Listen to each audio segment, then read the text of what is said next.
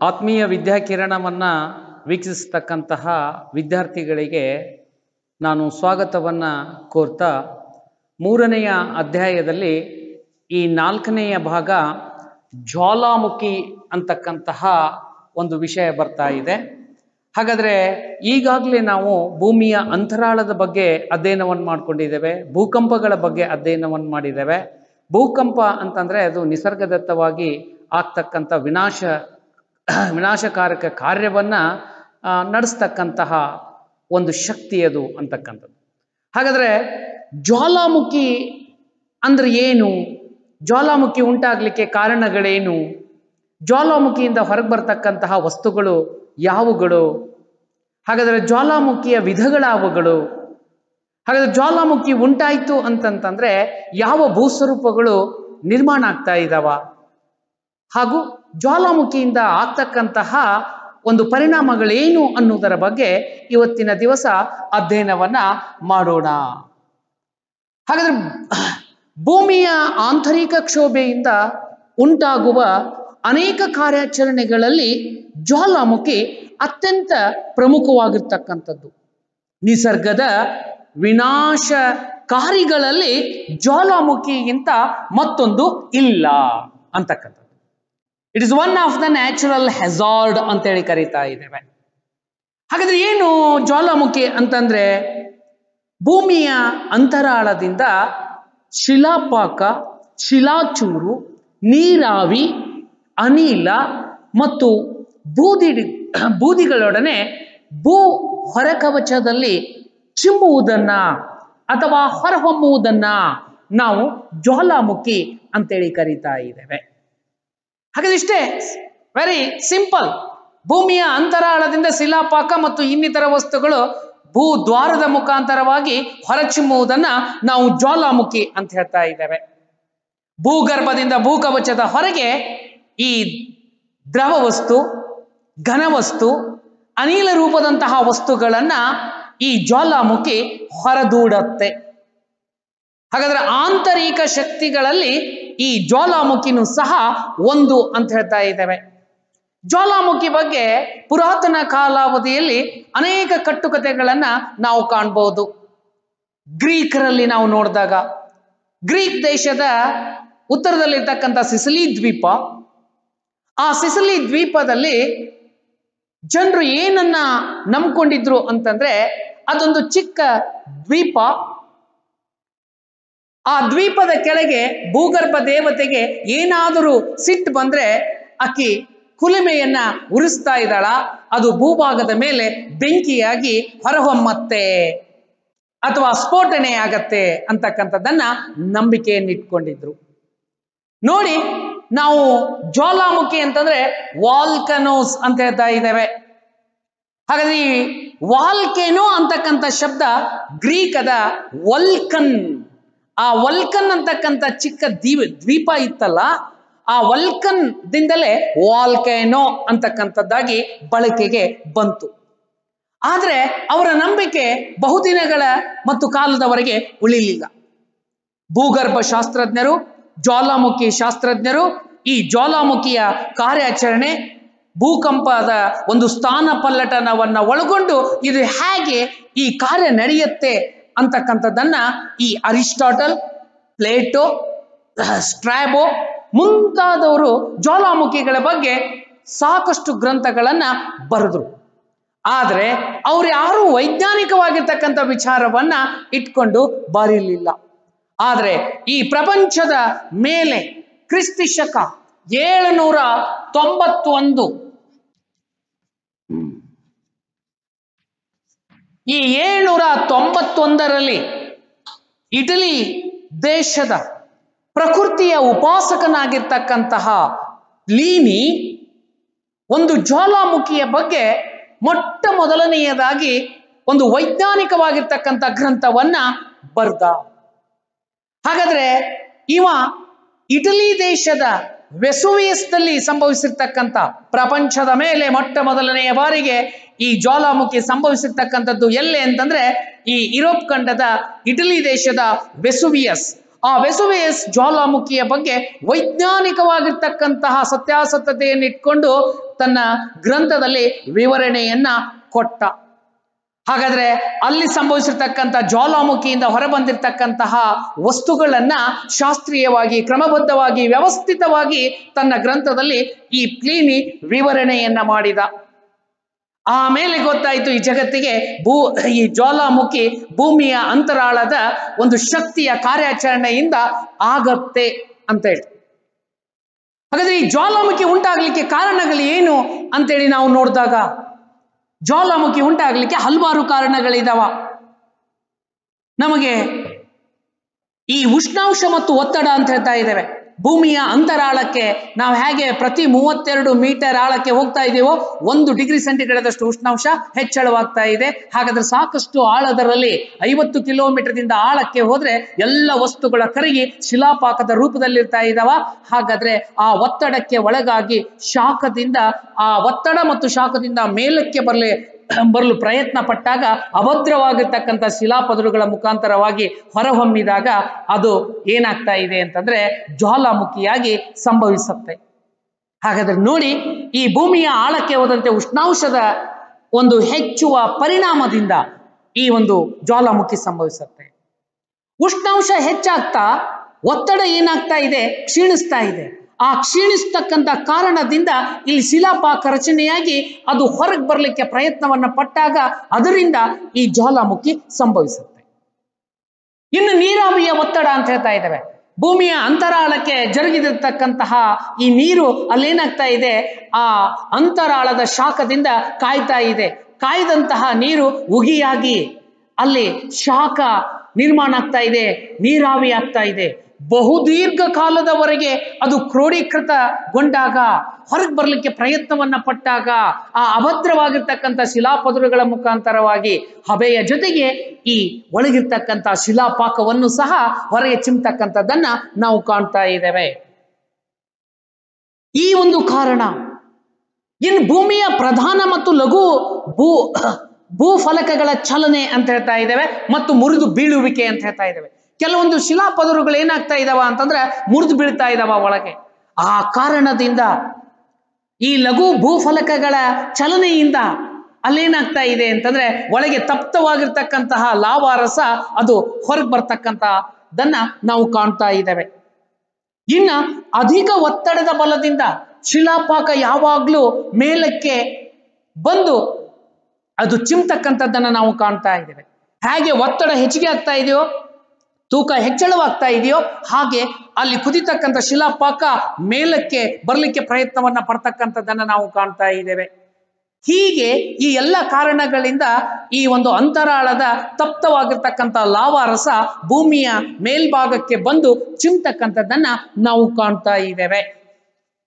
ಹಾಗಾದ್ರೆ ಈ ಜ್ವಾಲಾಮುಖಿ ಸಂಭವಿಸ್ತು ಅಂತಂತಂದ್ರೆ ನೋಡಿ ಯಾವ ರೀತಿಯಾಗಿ ನಮಗೆ ಕಂಡು ಬರ್ತಾ ಇದೆ. ಭೂಮಿಯ ಅಂತರಾಳದ ಒಂದು ಶಿಲಾಪಾಕವನ್ನ ಈ ಭೂಮಿಯ ಮೇಲ್ಮೈ ಪದರದ ದ್ವಾರದ ಮುಖಾಂತರವಾಗಿ ಚಿಮ್ಮಿಸ್ತಾ ಇದೆ ಅಂತಂದ್ರೆ ಈ ರೀತಿ ನಮಗೆ ಒಂದು ಜ್ವಾಲಾಮುಖಿ ಸಂಭವಿಸ್ತಕ್ಕಂಥದ್ದನ್ನ ನಾವು ಕಾಣ್ತಾ ಇದ್ದೇವೆ. ಹಾಗಾದ್ರೆ ಈ ಚಿತ್ರಣದ ಹಲವಾರು ಭಾಗಗಳನ್ನ ನಾವು ನೋಡಿದಾಗ ಇದು ಬಾಯಿ ಅಂತ ಹೇಳ್ತಾ ಇದ್ದೇವೆ. ಜ್ವಾಲಾಮುಖಿಯ ಬಾಯಿ ಅಂತೇಳಿ, ಕುಂಡ ಅಂತೇಳಿನೂ ಸಹ ನಾವು ಕರಿತಾ ಇದ್ದೇವೆ. ನಂಬರ್ 2 ಬೂದಿ. ಹಾಗಾದ್ರೆ ಜ್ವಾಲಾಮುಖಿ ಆಯ್ತು ಅಂತಂತಂದ್ರೆ ಅದು ಬೂದಿಯನ್ನ ಹೊರಚಲ್ಲತ್ತೆ.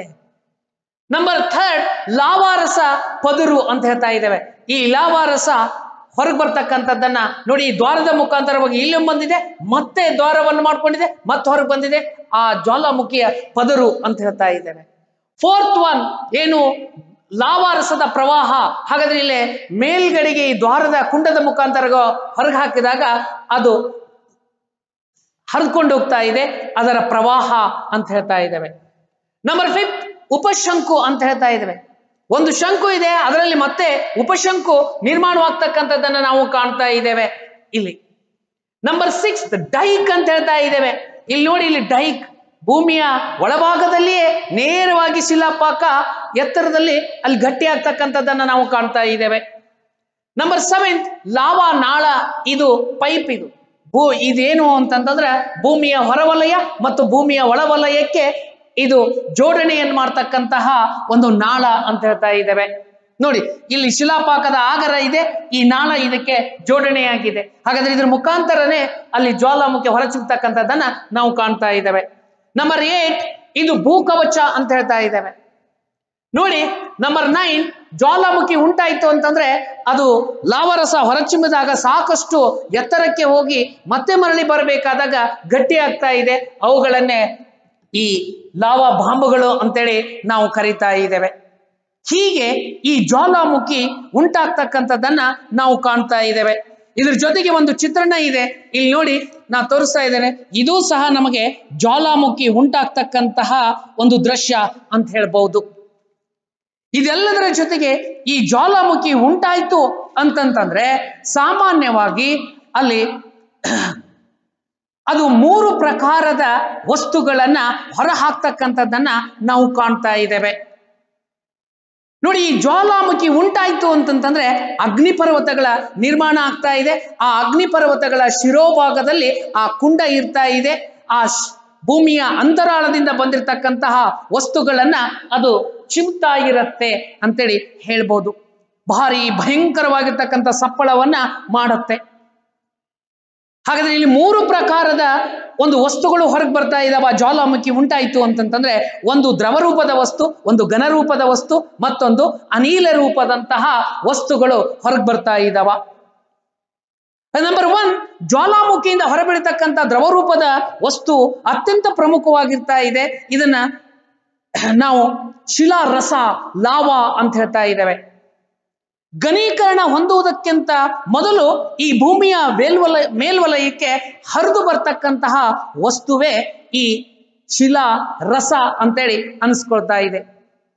ಹಾಗಾದ್ರೆ ನೋಡಿ, ಈ ಹರಿದು ಬರ್ತಕ್ಕಂಥ ಶಿಲಾ ಪಾಕವನ್ನ ನಾವು ಶಿಲಾ ರಸ ಅಂತೇಳಿ ಕರೀತಾ ಇದ್ದೇವೆ. ಇದು ಭೂಗರ್ಭದಲ್ಲಿ ಕರಗಿರ್ತಕ್ಕಂಥ ಅನೇಕ ವಸ್ತುಗಳ ಒಂದು ಪಾಕ ಆಗಿರ್ತಾ ಇದೆ. ಅನೇಕ ಶಿಲೆಗಳು ಅಲ್ಲಿಯ ಶಾಖಕ್ಕೆ ಒಳಗಾಗಿ ಅವುಗಳು ಮೇಣದ ರೂಪದಲ್ಲಿ ನಿರ್ಮಾಣ ಆಗ್ತಾ ಇದ್ದಾವ. ಹಾಗಾದ್ರಿಂದ ಈ ಜ್ವಾಲಾಮುಖಿ ಉಂಟಾದಾಗ ಆ ಶಿಲೆಗಳ ಪಾಕ ಹೊರಗೆ ಬರ್ತಕ್ಕಂಥದ್ದನ್ನ ನಾವು ಕಾಣ್ತಾ ಇದ್ದೇವೆ. ಹಾಗಾದ್ರೆ ಜ್ವಾಲಾಮುಖಿಯಿಂದ ಆಗ್ತಾನೆ ಹೊರಗೆ ಬರ್ತಕ್ಕಂತಹ ಈ ಒಂದು ಶಿಲಾ ರಸದ ಒಂದು ಉಷ್ಣಾಂಶ ಸಾಮಾನ್ಯವಾಗಿ 900ರಿಂದ 1200 ಡಿಗ್ರಿಗಿಂತಲೂ ಹೆಚ್ಚಳವಾಗಿರ್ತಕ್ಕಂಥದ್ದಾಗಿ ಕಂಡು ಬರ್ತಾ ಇದೆ. ಹಾಗಾದ್ರೆ ಈ ಒಂದು ಉಷ್ಣತೆಯ ಶಿಲಾರಸದ ಒಂದು ಸಂಯೋಜನೆ, ಅದರಲ್ಲಿ ಅನೇಕ ಅನಿಲಗಳ ಒಂದು ಪ್ರಮಾಣವನ್ನ ಅವಲಂಬಿಸಿದಾಗ ಈ ಶಿಲಾರಸದ ಸಂಯೋಜನೆ ಮತ್ತು ಅದರಲ್ಲಿ ಕಂಡುಬರ್ತಕ್ಕಂತಹ ಅನಿಲಗಳ ಪ್ರಮಾಣಗಳನ್ನು ನಾವು ನೋಡಿದಾಗ ಅದು ಒಳಗೊಂಡಿರ್ತಕ್ಕಂಥ ರಾಸಾಯನಿಕ ಸಂಯೋಜನೆಯ ಆಧಾರದ ಮೇಲೆ ಈ ಒಂದು ಶಿಲಾರಸವನ್ನ 2 ಬಗೆಯಾಗಿ ವಿಂಗಡಣೆಯನ್ನು ಮಾಡಿದ್ದಾರೆ. ಒಂದು ಕ್ಷಾರೀಯ ಲಾವಾರಸ, ಮತ್ತೊಂದು ಆಮ್ಲೀಯ ಲಾವಾರಸ ಅಂತೇಳಿ. ಹಾಗಾದ್ರೆ ಯಾವುದಕ್ಕೆ ನಾವು ಕ್ಷಾರೀಯ ಲಾವಾರಸ ಅಂತೇಳಿ ಕರೀತಾ ಇದ್ದೇವೆ ಅಂತಂದ್ರೆ, ಯಾವ ಜ್ವಾಲಾಮುಖಿ ಉಂಟಾದಾಗ ಲಾವಾರಸದಲ್ಲಿ ಕಡಿಮೆ ಪ್ರಮಾಣದ ಸಿಲಿಕಾಂಶವನ್ನ ಒಳಗೊಂಡಿರ್ತಾ ಇದೆಯೋ, ನೋಡಿ, ಲಾವಾರಸದಲ್ಲಿ ಕಂಡು ಬರ್ತಕ್ಕಂತಹ ಕಡಿಮೆ ಪ್ರಮಾಣದ ಒಂದು ಸಿಲಿಕಾಂಶದ ಪ್ರಮಾಣ ಕಂಡು ಬಂದ್ರೆ ಅದನ್ನ ನಾವು ಕ್ಷಾರೀಯ ಲಾವಾರಸ ಅಂತೇಳಿ ಕರೀತಾ ಇದ್ದೇವೆ. ಇದಕ್ಕೆ ಅನೇಕ ಗುಣಧರ್ಮಗಳು ಮತ್ತು ಲಕ್ಷಣಗಳನ್ನ ಒಳಗೊಂಡಿರ್ತಕ್ಕಂಥದ್ದನ್ನು ನಾವು ಕಾಣ್ತಾ ಇದ್ದೇವೆ. ಹಾಗಾದ್ರೆ ಈ ಕ್ಷಾರೀಯ ಲಾವಾರಸ ಅತ್ಯುಷ್ಣತೆಯಿಂದ ಕೂಡಿರ್ತಾ ಇದೆ, ಅತಿ ದ್ರವ ರೂಪದಲ್ಲಿ ಕಂಡು ಬರುತ್ತೆ. ಇದರ ಸಾಂದ್ರತೆ ಅತಿ ಹೆಚ್ಚು, ಇದು ದಟ್ಟ ಕಡು ಕಪ್ಪಾಗಿ ಕಂಡು ಬರ್ತಾ ಇದೆ. ಇದು ಬಸಾಲ್ಟ್ ಶಿಲೆಗಳ ಒಂದು ಕರಗುವಿಕೆಯ ಕಾರಣದಿಂದ ನಿರ್ಮಾಣವಾಗಿರ್ತಾ ಇದೆ. ಹಾಗಾದ್ರಿಂದ ಇದನ್ನ ಬಸಾಲ್ಟ್ ಲಾವಾರಸ ಅಂತೇಳಿನೂ ಸಹ ಇದನ್ನ ಕರೀತಾ ಇದ್ದಾರೆ. ಹಾಗಾದ್ರೆ ಈ ರೀತಿಯಾಗಿ ಕರೆಸ್ಕೊಳ್ತಕ್ಕಂತಹ ಈ ಕ್ಷಾರೀಯ ಲಾವಾರಸವನ್ನ ನಾವು ನೋಡಿದಾಗ ಇದರಲ್ಲಿ ವಿಶೇಷವಾಗಿ ಈ ಕಬ್ಬಿಣ ಮತ್ತು ಮ್ಯಾಗ್ನೀಷಿಯಂದಂತಹ ವಸ್ತುಗಳು ಹೆಚ್ಚಿನ ಪ್ರಮಾಣದಲ್ಲಿ ಕಂಡು ಬರ್ತಾ ಇದ್ದಾವ. ಸಿಲಿಕಾಂಶ ಕಡಿಮೆ ಇರ್ತಕ್ಕಂಥ ಕಾರಣದಿಂದ ಇದು ಗುರಾಣಿ ಆಕಾರದ ಭೂಸ್ವರೂಪಗಳನ್ನ ಸೃಷ್ಟಿ ಮಾಡುತ್ತೆ. ಇನ್ನು ಲಾವಾರಸದಲ್ಲಿ ಆಮ್ಲೀಯ ಲಾವಾರಸವನ್ನ ನಾವು ನೋಡಿದಾಗ, ಯಾವ ಶಿಲಾರಸದಲ್ಲಿ ಅಧಿಕ ಪ್ರಮಾಣದಲ್ಲಿ ಸಿಲಿಕಾಂಶದ ಪ್ರಮಾಣ ಕಂಡು ಬರ್ತಾ ಇದೆಯೋ ಅದನ್ನ ನಾವು ಆಮ್ಲೀಯ ಲಾವಾರಸ ಅಂತೇಳಿ ಕರೀತಾ ಇದ್ದೇವೆ. ಇದರ ಉಷ್ಣತೆ ಕಡಿಮೆ, ಇದು ಜಿಗುಟಾಗಿರ್ತಾ ಇದೆ. ಹಾಗಾದ್ರೆ ಬೇಗ ಘನೀಭವಿಸ್ತಾ ಇದೆ. ಜಿಗಟವಾಗುವುದರಿಂದ ಹೆಚ್ಚು ದೂರದವರೆಗೆ ಇದು ಹರಿದು ಹೋಗೋದಲ್ಲ ಆ ಕುಂಡದ ಭಾಗದಿಂದ. ಹೀಗೆ ಈ ಜ್ವಾಲಾಮುಖಿ ಉಂಟಾಯಿತು ಅಂತಂದ್ರೆ ದ್ರವರೂಪದ ವಸ್ತುವಿನಲ್ಲಿ ಅದು ರಾಸಾಯನಿಕ ಒಂದು ಸಂಯೋಜನೆಯ ಆಧಾರದ ಮೇಲೆ ಕ್ಷಾರೀಯ ಮತ್ತು ಆಮ್ಲೀಯ ಲಾವಾರಸ ಅಂತೇಳಿ ನಾವು ಕರಿತಾ ಇದ್ದೇವೆ. ಇನ್ನು ಘನರೂಪದ ವಸ್ತುಗಳನ್ನು ನಾವು ಕಾಣಬೇಕಾದಾಗ ಆ ಘನರೂಪದ ವಸ್ತುಗಳಲ್ಲಿ ಜ್ವಾಲಾಮುಖಿ ಸ್ಫೋಟನೆ ಗೊಂತು ಅಂತಂದ್ರೆ ಮೊದಲಿಗೆ ಬರ್ತಕ್ಕಂಥದ್ದು ದ್ರವರೂಪದ ವಸ್ತು, ನಂತರದಲ್ಲಿ ಬರ್ತಕ್ಕಂಥದ್ದು ಘನರೂಪದ ವಸ್ತುಗಳು. ಅಲ್ಲಿ ಶಿಲಾಚೂರುಗಳು ಬರ್ತಾ ಇದಾವ, ಬೂದಿ ಬರ್ತಾ ಇದೆ, ಧೂಳಿನ ಕಣಗಳು ಬರ್ತಾ ಇದಾವ, ಕಲ್ಲು ಗುಂಡುಗಳು ಬರ್ತಾ ಇದಾವ. ಹಾಗಾದ್ರೆ ನೋಡಿ, ಈ ಲಾವಾರಸ ಅತಿ ಎತ್ತರಕ್ಕೆ ಚಿಮ್ಮಲ್ಪಟ್ಟಾಗ ಅದು ಹಾರಿ ಹೋಗಿ ಕೆಳಗೆ ಬರ್ತಕ್ಕಂಥ ಸಂದರ್ಭದಲ್ಲಿಯೇ ಅದು ಘನೀಭವಿಸ್ಬಿಡ್ತಾ ಇದೆ. ನೀವು ಒಂದು ಚರಿಗೆಯಲ್ಲಿರ್ತಕ್ಕಂಥ ಅಥವಾ ಲೋಟದಲ್ಲಿರ್ತಕ್ಕಂಥ ನೀರನ್ನ ಚಿಮ್ಮಿ ಅದು ಅದೇ ಸ್ಥಿತಿಯಲ್ಲಿ ಬರಲ್ಲ, ಅದು ಚೂರ್ ಚೂರ್ ಚೂರ್ ಚೂರಾಗಿ ಬರ್ತಾ ಇದೆ. ಹಾಗೇನೆ ಈ ಶಿಲಾ ಪಾಕ ಮೇಲಕ್ಕೆ ಚಿಮ್ಮಿದಾಗ ಅದು ಚೂರಾಗಿ ನೆಲಕ್ಕೆ ಮುಟ್ಟುವುದರಲ್ಲಿಯೇ ಅದು ಘನೀಭವಿಸ್ತಾ ಇದೆ. ಹಾಗಾದ್ರಿಂದ ಈ ಘನೀಭವಿಸಿರ್ತಕ್ಕಂಥ ಚೂರುಗಳು ಆ ಕುಂಡದ ಸುತ್ತಲೂ ಶೇಖರಣೆಗೊಳ್ತಕ್ಕಂಥದ್ದನ್ನ ನಾವು ಕಾಣ್ತಾ ಇದ್ದೇವೆ. ಈ ಲಾವಾ ವಸ್ತುಗಳು ಈ ರಭಸದಿಂದ ಎರಚಲ್ಪಟ್ಟಾಗ ಕುಂಡದ ಸುತ್ತಲಿನ ಭಾಗದಲ್ಲಿ ಶೇಖರಣೆ ಆಗ್ತಾ ಇದಾವ. ಮತ್ತೆ ಅದೇ ಭಾಗದಲ್ಲಿ ಜ್ವಾಲಾಮುಖಿ ಸಂಭವಿಸಿತು ಅಂತಂದ್ರೆ ಆ ಹಳೆ ಕುಂಡ ಕಿತ್ತು ಮತ್ತೆ ವಸ್ತುಗಳನ್ನ ಎಸಿತಕ್ಕಂಥದ್ದನ್ನ ನಾವು ಕಾಣ್ತಾ ಇದ್ದೇವೆ. ಹಾಗಾದ್ರೆ ನೋಡಿ, ಕೆಲವೊಂದು ವಸ್ತುಗಳು ಭೂಮಿಗೆ ಬೀಳುವ ಮೊದಲೇ ಅವು ಘನೀಭವಿಸ್ತಾ ಇದ್ದಾವ ಅಂತಂದ್ರೆ ಅಂತಹ ಗಟ್ಟಿಯಾಗಿರ್ತಕ್ಕಂಥ ಘನೀಭವಿಸಿದ ವಸ್ತುಗಳನ್ನ ನಾವು ಜ್ವಾಲಾಮುಖಿಯ ಗುಂಡುಗಳು ಅಂತ ಹೇಳ್ತಾ ಇದ್ದೇವೆ. ಅವು ಸಣ್ಣ ಸಣ್ಣ ಗುಂಡುಗಳಾಗಿ ಕಂಡು ಬರ್ತಾ ಇದಾವ. ವೋಲ್ಕ್ಯಾನೋಸ್ ಬಾಂಬ್ಸ್ ಅಂತೇಳಿ ಕರಿತಾ ಇದ್ದೇವೆ. ಇಲ್ಲಿ ನೋಡಿ, ಇಲ್ಲಿದಾವಲ್ಲ, ಇವೆ ಆ ವೋಲ್ಕ್ಯಾನೋಸ್ ಬಾಂಬ್ಸ್ ಅಂತೇಳಿ. ಹಾಗಾದ್ರೆ ಇವು ವಿವಿಧ ಆಕಾರದಿಂದ ವಿವಿಧ ಆಕೃತಿಯಿಂದ ಕೂಡಿರ್ತಕ್ಕಂಥವುಗಳಾಗಿದ್ದಾವ ಈ ಘನ ವಸ್ತುಗಳು. ಜ್ವಾಲಾಮುಖಿಯಿಂದ ಹೊರದೂಡಲ್ಪಟ್ಟಿರ್ತಕ್ಕಂತಹ ಸೂಕ್ಷ್ಮ ಕಣಗಳಿಗೆ ಜ್ವಾಲಾಮುಖಿಯ ಧೂಳು ಅಂತೇಳಿ ನಾವು ಕರೀತಾ ಇದ್ದೇವೆ. ಘನರೂಪದ ವಸ್ತುಗಳಲ್ಲಿ ಅತ್ಯಂತ ಸೂಕ್ಷ್ಮ, ಕಣ್ಣಿಗೆ ಕಾಣಲ್ಲ ಕೆಲವೊಮ್ಮೆ, ಅಷ್ಟು ಸೂಕ್ಷ್ಮವಾಗಿರ್ತಾ ಇದಾವ. ಏನಾದ್ರೂ ಗಾಳಿ ಬಂದಾಗ ನಮಗೆ ಪಟ್ಟಂತೆ ಕಣ್ಣೊಳಗೆ ಹೋಗ್ತಕ್ಕಂಥದ್ದು ಧೂಳು. ಹಾಗಾದ್ರೆ ಆ ಧೂಳೆ ಈ ಜ್ವಾಲಾಮುಖಿ ಉಂಟಾದಾಗ ಇಂತಹ ಧೂಳು ಹೊರಬರ್ತಕ್ಕಂಥದ್ದನ್ನ ನಾವು ಕಾಣ್ತಾ ಇದ್ದೇವೆ. ಸೂಕ್ಷ್ಮವಾಗಿರ್ತಕ್ಕಂತಹ ಆ ಕಣಗಳನ್ನ ಧೂಳು ಅಂತ ಹೇಳ್ತಾ ಇದ್ದೇವೆ. ಇನ್ನು ನೋಡಿ, ಜ್ವಾಲಾಮುಖಿ ಉಂಟಾಯ್ತು ಅಂತಂತಂದ್ರೆ ಅದು ಚಿಮ್ಮಿರ್ತಕ್ಕಂಥ ಶಿಲಾಪಾಕ ನಮ್ಮ ಅಡಿಕೆ ಬೆಟ್ಟದ ಆಕಾರದ ರೂಪದಲ್ಲಿ ನಿರ್ಮಾಣಗೊಂಡ್ರೆ, ಆ ಬಾಯಿಯ ಸುತ್ತಲೂ ಅಡಿಕೆ ಆಕಾರದ ರೂಪದಲ್ಲಿ ಆ ಶಿಲಾ ತುಣುಕುಗಳು ಇದ್ರೆ ಅವುಗಳನ್ನ ನಾವು ಲ್ಯಾಪೆಲ್ಲೆ ಅಂತೇಳಿ ಕರಿತಾ ಇದ್ದೇವೆ. ಹಾಗಾದ್ರೆ ಅದೇ ಶಿಲಾಪಾಕ ಲ್ಯಾಪೆಲ್ಲೆಗಿಂತಲೂ ಅದೇ ಆಕಾರದ ಸಣ್ಣದಾಗಿದ್ರೆ ವಟಾಣಿ ಆಕಾರ ನೋಡಿ, ಅಡಿಕೆ ಬೆಟ್ಟ ಮತ್ತು ಈ ವಟಾಣಿ ಎರಡು ಡಿಟ್ಟು ಸೇಮ್ ಟು ಸೇಮ್ ಇರ್ತಾ ಇದಾವ. ಹಾಗಾದ್ರೆ ಆ ವಟಾಣಿ ಆಕಾರದ ರೂಪವನ್ನ ಒಳಗೊಂಡು ಅವುಗಳು ಸಂಗ್ರಹಣೆಗೊಂಡ್ರೆ ಆಗ ಅವುಗಳಿಗೆ ನಾವು ಜ್ವಾಲಾಮುಖಿಯ ಕಿಟ್ಟಗಳು ಅಂತೇಳಿ ಕರೀತಾ ಇದ್ದೇವೆ.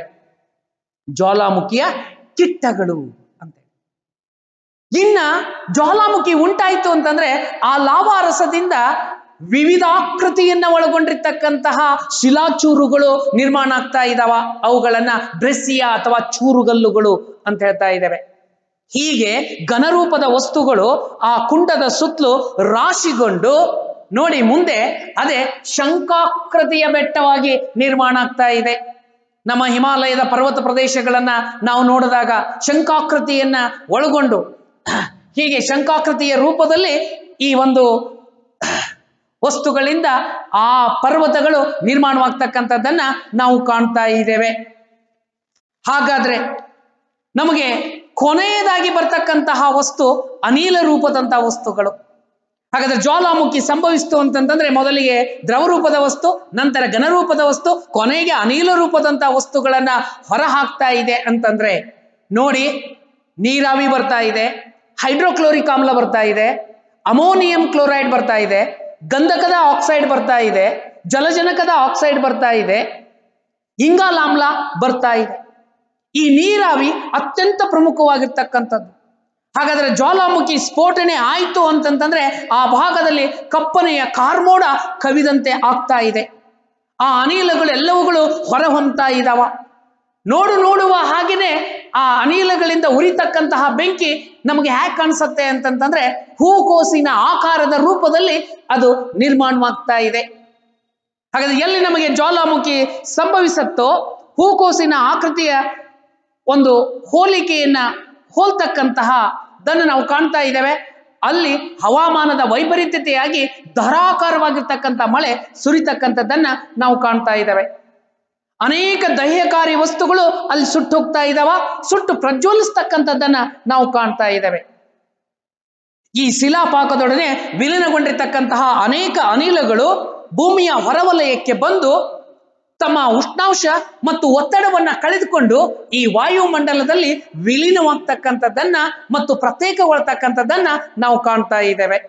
ಇದು ಈ ಜ್ವಾಲಾಮುಖಿ ಉಂಟಾಯಿತು ಅಂತಂತಂದ್ರೆ ದ್ರವ ಮತ್ತು ಘನರೂಪದ ಹಾಗೂ ಕೊನೆಗೆ ಅನಿಲ ರೂಪದಂತ ವಸ್ತುಗಳು ಹೊರಗೆ ಬರ್ತಾ ಇದ್ದಾವ. ಹಾಗಾದ್ರೆ ಈ ಜ್ವಾಲಾಮುಖಿ ಸಂಭವಿಸ್ತು ಅಂತಂತಂದ್ರೆ ನೋಡಿ, ಆ ಜ್ವಾಲಾಮುಖಿಯ ಕಾರ್ಯಾಚರಣೆ ಅದು ಹೊರಚಲ್ತಕ್ಕಂಥ ವಸ್ತುಗಳ ಸ್ವಭಾವಗಳ ಆಧಾರದ ಮೇಲೆ 3 ವಿಧವಾಗಿರ್ತಕ್ಕಂತಹ ಒಂದು ಜ್ವಾಲಾಮುಖಿಗಳು ಸಂಭವಿಸ್ತಕ್ಕಂಥದ್ದನ್ನ ನಾವು ಕಾಣಬಹುದು.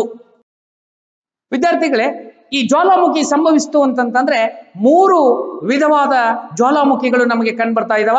ಅದರ ಕಾರ್ಯಾಚರಣೆಯ ಆಧಾರದ ಮೇಲೆ ನಂಬರ್ 1 ಜಾಗೃತ ಜ್ವಾಲಾಮುಖಿ, ಆಕ್ಟಿವ್ ವೋಲ್ಕ್ಯಾನೋಸ್ ಅಂತ ಹೇಳ್ತಾ ಇದ್ದೇವೆ. ನಂಬರ್ 2 ಸೂಕ್ತ ಜ್ವಾಲಾಮುಖಿ, ಡಾರ್ಮಂಟ್ ವೋಲ್ಕ್ಯಾನೋಸ್ ಅಂತ ಹೇಳ್ತಾ ಇದ್ದೇವೆ.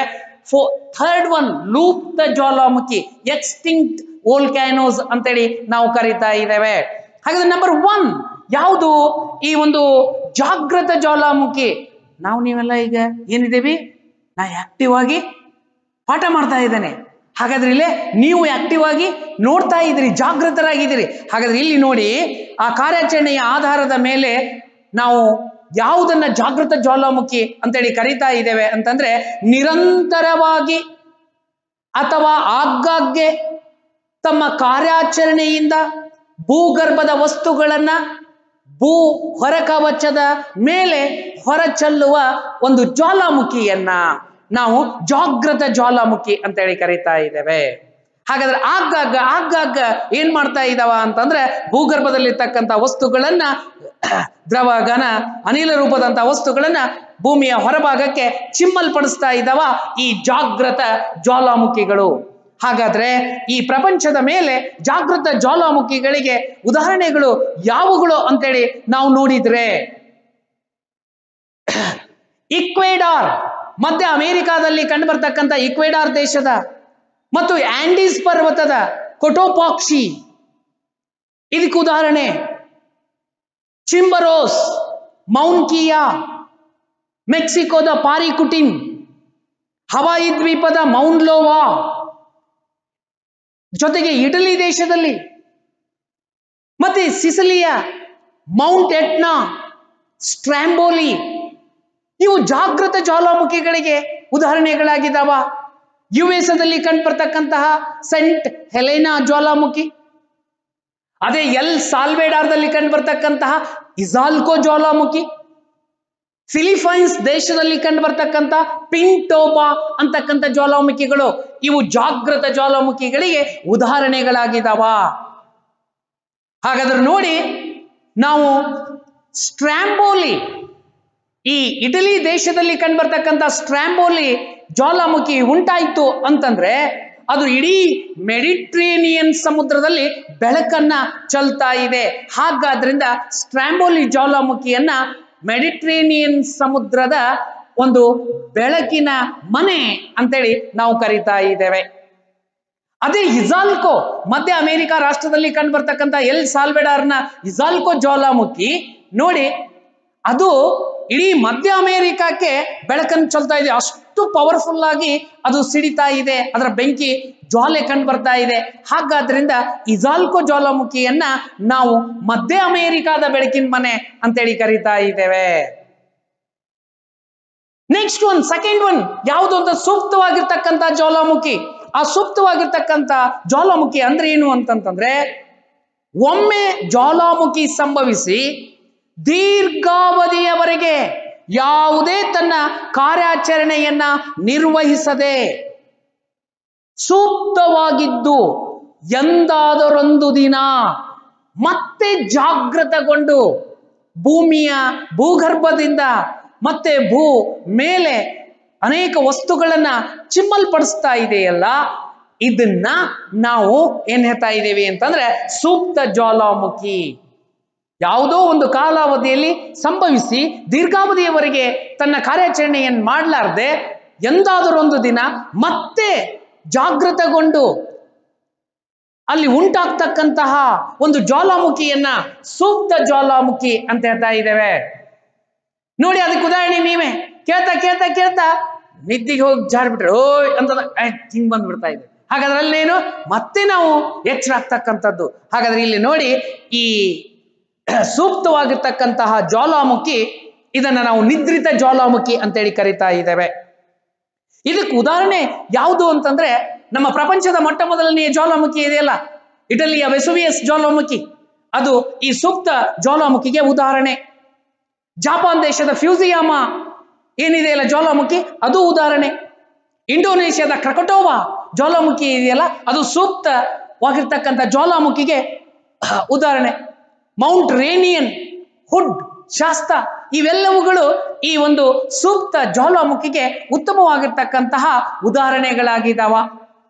ಇನ್ನ ಮೂರನೆಯದಾಗಿ ಕಂಡು ಬರ್ತಕ್ಕಂಥ ಮೂರನೆಯ ವಿಧದ ಜ್ವಾಲಾಮುಖಿ ಯಾವುದು ಅಂತಂದ್ರೆ ಲೂಪ್ತ. ನೋಡಿ, ಜ್ವಾಲಾಮುಖಿ ಎಂದೋ ಪುರಾತನ ಕಾಲಾವಧಿಯಲ್ಲಿ ಸಂಭವಿಸಿ ಒಂದು ಕಾಲದಲ್ಲಿ ಸ್ಫೋಟನೆಗೊಂಡು ನಂತರ ಯಾವುದೇ ತನ್ನ ಕಾರ್ಯಾಚರಣೆಯನ್ನ ಮಾಡದೇ ಇರ್ತಕ್ಕಂತಹ ಜ್ವಾಲಾಮುಖಿಯನ್ನ ನಾವು ಲೂಪ್ತ ಜ್ವಾಲಾಮುಖಿ ಅಂತೇಳಿ ಕರೀತಾ ಇದ್ದೇವೆ. ಇವತ್ತಿನ ದಿನ ಅಂತಹ ಜ್ವಾಲಾಮುಖಿಯನ್ನ ಪುರಾತನ ಯಾವುದೋ ಒಂದು ಕಾಲಾವಧಿಯಲ್ಲಿ ಸಂಭವಿಸಿ ತನ್ನ ಯಾವುದೇ ಕಾರ್ಯಚಟುವಟಿಕೆಯನ್ನ ಮಾಡಲಾರದೆ ಹಾಗೇ ಉಳಿದುಕೊಂಡಿರ್ತಕ್ಕಂತಹ ಅವಶೇಷಗಳಂತೆ ಉಳಿದಿರುವ ಈ ಲೂಪ್ತ ಜ್ವಾಲಾಮುಖಿಯನ್ನ ನಾವು ಸತ್ತ ಜ್ವಾಲಾಮುಖಿ, ಮೃತ ಜ್ವಾಲಾಮುಖಿ ಅಂತೇಳಿ ಕರೀತಾ ಇದ್ದೇವೆ. ಅಂತಹ ಜ್ವಾಲಾಮುಖಿ ಸಂಭವಿಸಿರ್ತಕ್ಕಂಥ ಭಾಗಗಳಲ್ಲಿ ನಾವು ಸರೋವರಗಳನ್ನ ಮತ್ತೆ ಈ ಅರಣ್ಯ ಪ್ರದೇಶಗಳನ್ನ ಜೌಗು ಪ್ರದೇಶಗಳಾಗಿ ಅವುಗಳು ನಿರ್ಮಾಣಗೊಂಡಿರ್ತಕ್ಕಂಥದ್ದನ್ನ ನಾವು ಕಾಣ್ತಾ ಇದ್ದೇವೆ. ಇಂತಹ ಒಂದು ಈ ಲೂಪ್ತ ಜ್ವಾಲಾಮುಖಿಗೆ ಭಾರತ ದೇಶದಲ್ಲಿ ಕಂಡು ಬರ್ತಕ್ಕಂತಹ ಏನು ಅಂಡಮಾನ್ ಮತ್ತು ನಿಕೋಬಾರ್ ದ್ವೀಪ ಇದೆಯಲ್ಲ, ಅದರಲ್ಲಿ ಬ್ಯಾರನ್ ದ್ವೀಪದಲ್ಲಿ ಕಂಡು ಬರ್ತಕ್ಕಂತಹ ನಾರ್ಕೋಡಮ್ ಜ್ವಾಲಾಮುಖಿ ಈ ಲೂಪ್ತ ಜ್ವಾಲಾಮುಖಿಗೆ ಉತ್ತಮವಾಗಿರ್ತಕ್ಕಂತಹ ಒಂದು ಉದಾಹರಣೆ ಅಂತ ಹೇಳ್ತಾ ಇದ್ದೇವೆ. ಅರ್ಜೆಂಟೈನಾ ದೇಶದಲ್ಲಿ ಕಂಡು ಬರ್ತಕ್ಕಂಥ ಅಕಾಂಕಗುವಾ ಜ್ವಾಲಾಮುಖಿ, ಇದು ಲುಪ್ತ ಜ್ವಾಲಾಮುಖಿಗೆ ಉದಾಹರಣೆ. ಆರ್ಥರ್ ಸೀಟ್ ಸ್ಕಾಟ್ಲೆಂಡ್ ದೇಶದಲ್ಲಿ ಕಂಡು ಬರ್ತಕ್ಕಂಥ ಆರ್ಥರ್ ಸೀಟ್, ಇದು ಅದಕ್ಕೆ ಉದಾಹರಣೆ. ಹೀಗೆ ಈ ಪ್ರಪಂಚದ ಮೇಲೆ ಜ್ವಾಲಾಮುಖಿ ತನ್ನ ಕಾರ್ಯಾಚರಣೆಯಿಂದ ಈ ಜಾಗೃತ, ಸೂಕ್ತ, ಲುಪ್ತವಾಗಿರ್ತಕ್ಕಂಥ ಮೂರು ವಿಧದ ಜ್ವಾಲಾಮುಖಿಗಳನ್ನ ನಾವು ಕಾಣ್ತಾ ಇದ್ದೇವೆ. ಹಾಗಾದ್ರೆ ಈ ಜ್ವಾಲಾಮುಖಿ ಈ ಪ್ರಪಂಚದ ಮೇಲೆ ಎಲ್ಲೆಲ್ಲಿ ಸಂಭವಿಸುತ್ತೆ ಅಂತೇಳಿ ನಾವು ನೋಡಿದಾಗ, ಹಾಗಾದ್ರೆ ಪ್ರಪಂಚದ ಮೇಲೆ ಸಂಭವಿಸ್ತಕ್ಕಂತಹ ಪೂರ್ವದಲ್ಲಿ ಈ ಒಂದು ಜ್ವಾಲಾಮುಖಿ ಏನಾಗ್ತಾ ಇದೆ ಅಂತಂತಂದ್ರೆ ಅನೇಕ ಒಂದು ಭೂಸ್ವರೂಪಗಳನ್ನ ನಿರ್ಮಾಣ ಮಾಡ್ತಕ್ಕಂಥದ್ದನ್ನ ನಾವು ಕಾಣ್ತಾ ಇದ್ದೇವೆ. ನೋಡಿ, ಜ್ವಾಲಾಮುಖಿ ಉಂಟಾಯ್ತು ಅಂತಂತಂದ್ರೆ ಅನೇಕ ಭೂಸ್ವರೂಪಗಳು ಈ ಭೂಮಿಯ ಮೇಲೆ ನಿರ್ಮಾಣಗೊಳ್ತಕ್ಕಂಥದ್ದನ್ನ ನಾವು ಕಾಣ್ತಾ ಇದ್ದೇವೆ. ಭೂಮಿಯ ಅಂತರಾಳದಿಂದ ಶಿಲಾಪಾಕ ಭೂಮಿಯ ಹೊರಭಾಗ ಬಂದು ರಚನೆಯಾದಾಗ ಅವುಗಳನ್ನ ಬಾಹ್ಯ ಸ್ವರೂಪದ ಈ ಒಂದು ಜ್ವಾಲಾಮುಖಿಯ ಭೂಸ್ವರೂಪಗಳು ಅಂತ ಹೇಳ್ತಾ ಇದ್ದೇವೆ. ಕೆಲವೊಮ್ಮೆ ಆ ಒಂದು ಶಿಲಾಪಾಕ ಭೂಮಿಯ ಪದರುಗಳ ಒಳಗೆ ಅದು ಗಟ್ಟಿಯಾಗಿ ನಿರ್ಮಾಣಗೊಂಡ್ರೆ ಅಲ್ಲಿ ಆಂತರಿಕ ಒಂದು ಜ್ವಾಲಾಮುಖಿಯ ಭೂಸ್ವರೂಪಗಳು ಅಂತೇಳಿ ನಾವು ಹೇಳ್ತಾ ಇದ್ದೇವೆ. ಈ ಜ್ವಾಲಾಮುಖಿಯ ಕಾರ್ಯಾಚರಣೆಯಿಂದ ಅನೇಕ ವಿಧವಾಗಿರ್ತಕ್ಕಂಥ ಭೂಸ್ವರೂಪಗಳು ಈ ಭೂಮಿ ಮೇಲೆ ನಿರ್ಮಾಣಗೊಳ್ತಕ್ಕಂಥದ್ದನ್ನ ನಾವು ಕಾಣ್ತಾ ಇದ್ದೇವೆ. ಹಾಗಾದ್ರೆ ಅವುಗಳಲ್ಲಿ ನಾವು ನೋಡಿದಾಗ ವಿವಿಧ ಆಕಾರ, ವಿವಿಧ ಗಾತ್ರಗಳನ್ನ ಒಳಗೊಂಡಿರ್ತಕ್ಕಂತಹ ಒಂದು ಭೂಸ್ವರೂಪಗಳಲ್ಲಿ ಬಾಹ್ಯ ಜ್ವಾಲಾಮುಖಿಯ ಸ್ವರೂಪಗಳನ್ನು ನಾವು ನೋಡಿದಾಗ ಅಲ್ಲಿ ಜ್ವಾಲಾಮುಖಿಯ ಶಂಕುಗಳು ನಿರ್ಮಾಣ ಆಗ್ತಾ ಇದಾವ, ಜ್ವಾಲಾಮುಖಿಯ ಕುಂಡಗಳು ನಿರ್ಮಾಣ ಆಗ್ತಾ ಇದಾವ, ಕಾಲ್ಡೇರಾ ನಿರ್ಮಾಣ ಆಗ್ತಾ ಇದಾವ, ಜ್ವಾಲಾಮುಖಿಯ ಲಾವಾ ಶಂಕುಗಳು ನಿರ್ಮಾಣ ಆಗ್ತಾ ಇದಾವ, ಲಾವಾ ಗುಮ್ಮಟಗಳು ನಿರ್ಮಾಣ ಆಗ್ತಾ ಇದಾವ. ಗುಮ್ಮಟಾಕಾರದ ಒಂದು ಗುಮ್ಮಟಗಳು ಸಹ ಇಲ್ಲಿ ನಿರ್ಮಾಣಗೊಳ್ತಕ್ಕಂಥದ್ದನ್ನ ನಾವು ಕಾಣ್ತಾ ಇದ್ದೇವೆ. ಇಲ್ಲಿ ಹಾಕಿದೇನಲ್ಲ ನೋಡಿ, ಈ ಬಾಹ್ಯ ಸ್ವರೂಪದ ಒಂದು ಜ್ವಾಲಾಮುಖಿಯ ಸ್ವರೂಪಗಳಾಗಿದ್ದಾವ ಈ ಕಿಟ್ಟ ಶಂಕುಗಳು, ಆಮ್ಲೀಯ ಶಿಲಾರಸದ ಗುಮ್ಮಟಗಳು, ಕ್ಷಾರೀಯ ಶಿಲಾರಸದ ಫಲಕಗಳು, ಮತ್ತೆ ಈ ಒಂದು ಕುಂಡದೊಳಗಿನ ಉಪಶಂಕುಗಳು. ಹಾಗಾದ್ರೆ ಮಹಾಕುಂಡ ಮತ್ತೆ ಜೊತೆಗೆ ಜ್ವಾಲಾಮುಖಿಯ ಒಂದು ಸರೋವರಗಳಂತಹ ಜೊತೆಗೆ ಮಿಶ್ರ ಶಂಕುಗಳು ಅಂತಹ ಈ ಒಂದು ಬಾಹ್ಯ ಸ್ವರೂಪದ ಜ್ವಾಲಾಮುಖಿಯ ಒಂದು ಸ್ವರೂಪಗಳನ್ನ ನಾವು ಕಾಣ್ತಾ ಇದ್ದೇವೆ. ಇದಷ್ಟೇ ಅಲ್ಲ ವಿದ್ಯಾರ್ಥಿಗಳೇ, ಜ್ವಾಲಾಮುಖಿ ಉಂಟಾಯಿತು ಅಂತಂತಂದ್ರೆ ನಮಗೆ ಸಾಮಾನ್ಯವಾಗಿ ಅದು ಭೂಮಿಯ ಪದರುಗಳ ಒಳಗಡೆನೆ ಗಟ್ಟಿ ಆಯಿತು ಅಂತಂತಂದ್ರೆ ಆ ಗಟ್ಟಿಯಾಗಿರ್ತಕ್ಕಂತಹ ಭಾಗದಲ್ಲಿ ನಾವು ನೋಡಿದಾಗ ಅಂತಃಸರಣದ ಜ್ವಾಲಾಮುಖಿಯ ಸ್ವರೂಪಗಳು ನಮಗೆ ನಿರ್ಮಾಣ ಆಗ್ತಾ ಇದ್ದಾವ. ಹಾಗಾದ್ರೆ ಇಲ್ಲಿ ನೋಡಿ, ಇಲ್ಲಿ ತೋರಿಸ್ತಕ್ಕಂತಹ ಒಂದು ಚಿತ್ರಣವನ್ನ ನಾವು ನೋಡಿದಾಗ ವಿಶೇಷವಾಗಿ ಡೈಕ್, ಸಿಲ್ ಇಂತಹ ಒಂದು ಭೂಸ್ವರೂಪಗಳನ್ನ ನಾವು ಕಾಣಲಿಕ್ಕೆ ಸಾಧ್ಯತೆ ಇದೆ. ವಿಶೇಷವಾಗಿ ಇವುಗಳನ್ನ ನಾವು ನೋಡಿದಾಗ ಸಾಮಾನ್ಯವಾಗಿ ಈ ಒಂದು ಲ್ಯಾಕೋಲಿತ್, ಲೋಪೋಲಿತ್, ಡೈಕ್, ಸಿಲ್, ಬ್ಯಾಥೋಲಿತ್ ಅಂತಕ್ಕಂತಹ ಅಂತಃಸರಣದ ಜ್ವಾಲಾಮುಖಿಯ ಸ್ವರೂಪಗಳು ನಮಗೆ ನಿರ್ಮಾಣಗೊಳ್ತಕ್ಕಂಥದ್ದನ್ನ ನಾವು ಕಾಣ್ತಾ ಇದ್ದೇವೆ. ಹಾಗಾದ್ರೆ ಇವೆಲ್ಲವುಗಳನ್ನ ನಾವು ನೋಡಿದಾಗ ಈ ಡೈಕು, ಸಿಲ್ಲು, ಬ್ಯಾಥೋಲಿತ್ತು, ಲ್ಯಾಕೋಲಿತ್ತು, ಲೋಪೋಲಿತ್ತು, ಪ್ಯಾಥೋಲಿತ್ತು ಇವೆಲ್ಲವುಗಳು ಭೂಮಿಯ ಒಳಭಾಗದ ಪದರುಗಳಲ್ಲಿ ನಿರ್ಮಾಣಗೊಂಡಿರ್ತಕ್ಕಂತಹ ಜ್ವಾಲಾಮುಖಿಯ ಅಂತಃಸರಣದ ಸ್ವರೂಪಗಳು ಅಂತ ಹೇಳ್ತಾ ಇದ್ದೇವೆ. ಇವುಗಳ ಬಗ್ಗೆ ಸುದೀರ್ಘವಾಗಿ ವಿವರಣೆಯನ್ನ ಮಾಡಬೇಕಾಗಿತ್ತು, ಆದರೆ ಸಮಯದ ಅಭಾವದಿಂದ ಅವುಗಳ ಚಿತ್ರಣವನ್ನ ಹಾಕಿ ಅವುಗಳ ಹೆಸರುಗಳನ್ನ ಮಾತ್ರ ನಿಮಗೆ ತಿಳಿಸ್ಕೊಡ್ತಾ ಇದ್ದೇನೆ. ಕೊನೆಯದಾಗಿ ಈ ಭೂಕಂಪಗಳು ಸಂಭವಿಸ್ತು ಅಂತಂತಂದ್ರೆ ಆ ಸಂಭವಿಸಿದ ಭೂಕಂಪದಿಂದ ಆಗ್ತಕ್ಕಂಥ ಪರಿಣಾಮಗಳು ಏನು ಅಂತ ನೋಡ್ಬೇಕಾಗ್ತಾ ಇದೆ. ಸರ್, ಜ್ವಾಲಾಮುಖಿ ಭೂಕಂಪಗಳು ಹೇಗೆ ಪರಿಣಾಮವನ್ನು ಉಂಟು ಮಾಡಿತ್ತೋ ಹಾಗೆ ಜ್ವಾಲಾಮುಖಿ ಯಾವ ಪರಿಣಾಮಗಳನ್ನ ಉಂಟು ಮಾಡ್ತಾ ಇದೆ ಅಂತ ನೋಡಿದಾಗ, ನಂಬರ್ 1 ಇದು ಜೀವಹಾನಿ ಮತ್ತು ಆಸ್ತಿ ಪಾಸ್ತಿ ಹಾನಿ. ಇದು ಯಾವುದೇ ಮುನ್ಸೂಚನೆ ಇಲ್ಲದೆ ಒಂದು ನಿಸರ್ಗದತ್ತವಾಗಿರ್ತಕ್ಕಂತಹ ಅದು ವಿಕೃತವಾಗಿ ನಿರ್ಮಾಣಗೊಳ್ತಕ್ಕಂತಹ ಒಂದು ಕಾರ್ಯವನ್ನ ಎಸಗ್ತಾ ಇದೆ ಇದು. ಹಾಗಾದ್ರಿಂದ ಇದು ಎಲ್ಲೆಲ್ಲಿ ಸಂಭವಿಸತ್ತೆ ಅಲ್ಲಿರ್ತಕ್ಕಂಥ ಎಲ್ಲ ಭೂ ಪ್ರದೇಶಗಳನ್ನ ಹಾಳು ಮಾಡ್ತಾ ಇದೆ, ಅಲ್ಲಿರ್ತಕ್ಕಂಥ ಜೀವಿಗಳನ್ನ ಹಾಳು ಮಾಡ್ತಾ ಇದೆ, ಅಲ್ಲಿ ಇರ್ತಕ್ಕಂಥ ಆಸ್ತಿ ಪಾಸ್ತಿಗಳನ್ನ ಹಾಳು ಮಾಡ್ತಾ ಇದೆ, ವ್ಯವಸಾಯದ ಭೂಮಿಯನ್ನ ಹಾಳು ಮಾಡ್ತಾ ಇದೆ, ಕೈಗಾರಿಕಾ ಪ್ರದೇಶವನ್ನ ಹಾಳು ಮಾಡ್ತಾ ಇದೆ, ವಸತಿ ಪ್ರದೇಶಗಳನ್ನ ಹಾಳು ಮಾಡ್ತಾ ಇದೆ, ನಮ್ಮ ಸಾರಿಗೆಯ ಸಂಪರ್ಕಗಳಾಗಿರ್ತಕ್ಕಂತಹ ಸಾರಿಗೆ ಮಾರ್ಗಗಳು, ರಸ್ತೆ ಮಾರ್ಗಗಳು, ರೈಲ್ವೆ ಮಾರ್ಗಗಳು ಇವೆಲ್ಲವುಗಳು ಹಾಳಾಗಿ ಹೋಗ್ತಕ್ಕಂಥದ್ದನ್ನ ನಾವು ಕಾಣ್ತಾ ಇದ್ದೇವೆ. ಪೈಪ್ಲೈನ್ ಮಾರ್ಗಗಳು ವಿಕೃತಗೊಳ್ತಕ್ಕಂಥದ್ದನ್ನ ನಾವು ಕಾಣ್ತಾ ಇದ್ದೇವೆ. ಆಣೆಕಟ್ಟುಗಳೆಲ್ಲವುಗಳು ಮುರಿದು ಬೀಳ್ತಕ್ಕಂಥದ್ದನ್ನ ನಾವು ಕಾಣ್ತಾ ಇದ್ದೇವೆ. ನದಿಗಳಿಗೆ ಅಡ್ಡಲಾಗಿ ಆಯ್ತು ಅಂತಂದ್ರೆ ಇಡೀ ನದಿನೇ ಮಾಯವಾಗಿ ಹೋಗ್ತಕ್ಕಂಥದ್ದನ್ನ ನಾವು ಕಾಣ್ತಾ ಇದ್ದೇವೆ. ಹಾಗಾದ್ರೆ ಜ್ವಾಲಾಮುಖಿ ಸಂಭವಿಸ್ತು ಅಂತಂತಂದ್ರೆ ಆ ಪ್ರದೇಶದ ಸುತ್ತಮುತ್ತಲಿನ ಹಲವಾರು ಕಿಲೋಮೀಟರ್ಗಳವರೆಗೆ ಅಲ್ಲಿ ಆಕಾಶದಲ್ಲಿ ಕಾರ್ಮೋಡ ಕವಿತಾ ಇದೆ, ಧೂಳು ಕವಿತಾ ಇದೆ, ಭಾರಿ ಹೊಗೆ ಬರಿತಾ ಇದೆ, ಬೂದಿ ಬರ್ತಾ ಇದೆ. ಇವೆಲ್ಲ ಕಾರಣಗಳಿಂದ ನಾವು ಪ್ರತಿನಿತ್ಯ ಆಗ್ತಕ್ಕಂಥ ಸಾರಿಗೆ ವ್ಯವಸ್ಥೆ, ವಿಮಾನ, ಇನ್ನಿತರ ಎಲ್ಲ ಒಂದು ಸಂಚಾರಗಳು ನಿಂತು ಹೋಗ್ತಕ್ಕಂಥದ್ದನ್ನ ನಾವು ಕಾಣ್ತಾ ಇದ್ದೇವೆ. ಜೊತೆಗೆ ಈ ಜ್ವಾಲಾಮುಖಿಯ ಕಾರ್ಯಾಚರಣೆಯಿಂದ ಹಲವಾರು ಭೂಕಂಪನದ ಅಲೆಗಳು ಸಹ ಉಂಟಾಗ್ತಕ್ಕಂಥದ್ದನ್ನ ನಾವು ಕಾಣ್ತಾ ಇದ್ದೇವೆ. ಹೀಗೆ ಇದೊಂದು ನೈಸರ್ಗಿಕ ವಿಕೋಪಗಳಲ್ಲಿ ಅತ್ಯಂತ ವಿಕೃತ ಸ್ವರೂಪವನ್ನ ತಾಳ್ತಕ್ಕಂಥದ್ದಾಗಿದೆ ಈ ಜ್ವಾಲಾಮುಖಿ ಅಂತೇಳಿ ಹೇಳ್ಬಹುದು.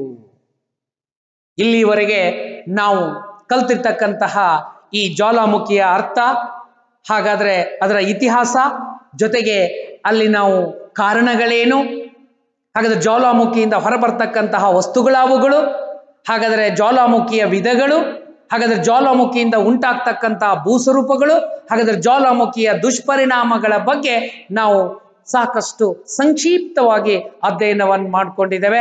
ಇದರ ಮೇಲೆ 1 ಮಾರ್ಕ್ಸ್ 2 ಮಾರ್ಕ್ಸ್ 5 ಮಾರ್ಕ್ಸಿನ ಪ್ರಶ್ನೆಗಳು ಬರ್ತಾ ಇದ್ದಾವ. ಇಲ್ಲಿ ನೋಡಿ, ಪ್ರಪಂಚದ ಮೇಲೆ ಎಲ್ಲೆಲ್ಲಿ ನಮಗೆ ಭೂಕಂಪಗಳು ಸಂಭವಿಸ್ತಾ ಇದ್ದಾವ ಅಂತೇಳಿ ನಾವು ನೋಡಿದಾಗ ಪ್ರಪಂಚದ ಮೇಲೆ ಸಂಭವಿಸ್ತಕ್ಕಂತಹ ಒಂದು ಭೂಕಂಪಗಳನ್ನ 3 ವಲಯಗಳನ್ನ ಗುರುತಿಸಿಕೊಟ್ಟಿದ್ದಾರೆ. ಹಾಗಾದ್ರೆ ಆ 3 ವಲಯಗಳು ಯಾವುಗಳು ಅಂತೇಳಿ ನಾವು ನೋಡಿದಾಗ ಪ್ರಪಂಚದ ಮೇಲೆ ಇಲ್ಲಿವರೆಗೆ 520 ಜ್ವಾಲಾಮುಖಿಗಳು ಕಂಡು ಬರ್ತಾ ಇದ್ದಾವ. ಅದರಲ್ಲಿ 470 ಜ್ವಾಲಾಮುಖಿಗಳು ಕಾರ್ಯಾಚರಣೆಯಲ್ಲಿದ್ದಾವ.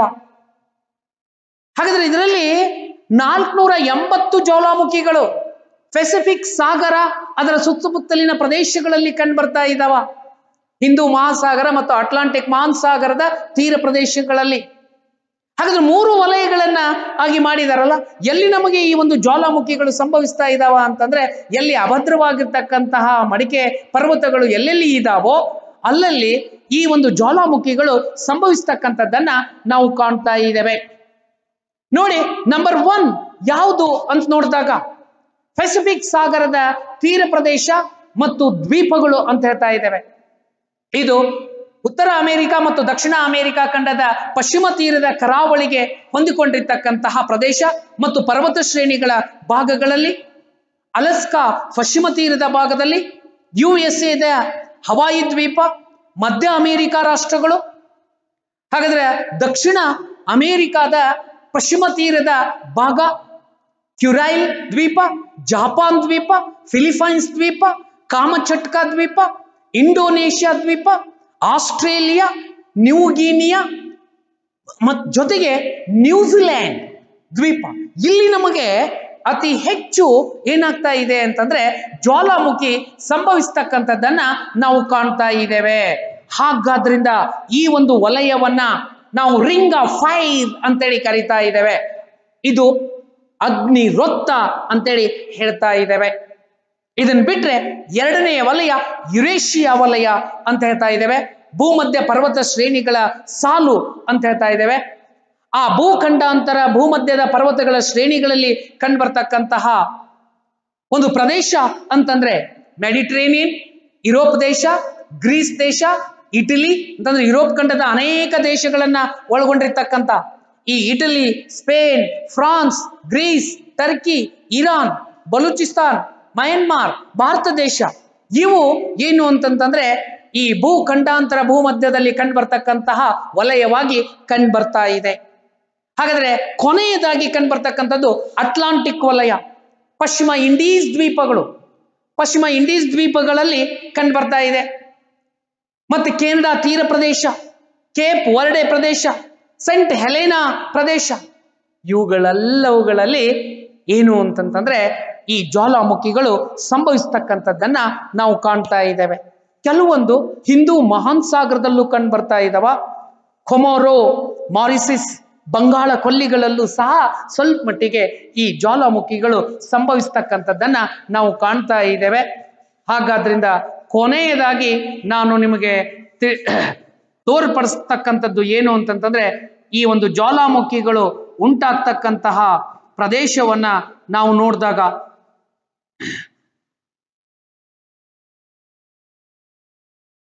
ಹಾಗಾದ್ರೆ ಈ ಒಂದು ಪ್ರದೇಶ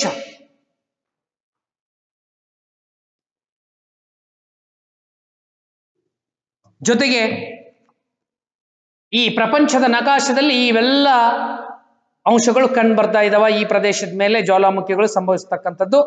ಓಕೆ, ಇಲ್ಲಿವರೆಗೆ ನಾವು ಈ ಜ್ವಾಲಾಮುಖಿಗೆ ಬಗ್ಗೆ ಸಾಕಷ್ಟು ಅಧ್ಯಯನವನ್ನು ಮಾಡಿದ್ದೇವೆ. ಥ್ಯಾಂಕ್ ಯು ವಿದ್ಯಾರ್ಥಿಗಳೇ.